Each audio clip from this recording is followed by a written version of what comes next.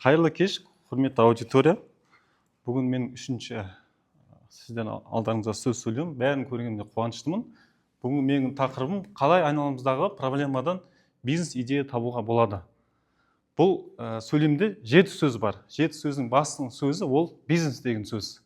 Бизнес деген сөзге келсек, осы соңғы 20 жылда неше теледидардан кино көрдік, неше коучтарға бардық, неше осындай жиналыстарға бардық.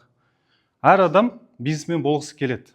Неге? Себебі ол біріншіден қаржылық бостандық және бос уақыт. Әрине осы бизнес деген сөзден неше адам бақытты болды, неше адам бай болды, және неше адам банкротқа ұшырады, қайғыға түсті. Қандай себеп ол? Не үшін ол адамдар бизнеске дұрыс жолмен келе алмады? Себебі бизнесте біз біреудің жолын қайталағымыз келеді.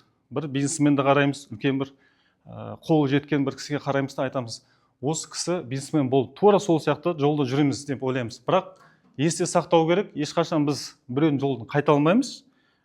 Және бизнеске келу үшін ешқандай мықты бизнесмен сізге өзін қалай нақты өзін құпиясын айтпайды. Себебі ол бірінші кезең ол сізге конкурент көреді сізді. Сол себептен біз айналамыздағы проблемада бизнес табуға болады. Басқа шешім бар. Ол үшін бір эксперимент жасаймыз.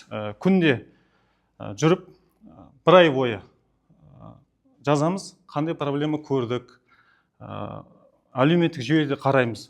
Сол себептен осы проблеманы осылай шешуге болады. Мысалға сізге айтатын болсам, мен осы тақырып маған келгенде бір аптаның ішінде қарадым, әлеуметтік жүйеде қандай сұрақ. Көбісінде әсіресе осы Алматы тұрғындарында, пәтерде тұратын адамдарда үй жануар бар. Мысық дейік, ит дейік, оларды қалдыратын жер жоқ. Олар командировкаға бару керек, жұмыс сапарымен және қыдыруға бару керек. Сол үшін оларға қалдыратын жер жоқ. Ол да бір бизнестің бір түрі. Біздің қолымыздағы үй жануарын бір аптаға қарауға қалдыруға болады. Сол назарыңызға рахмет.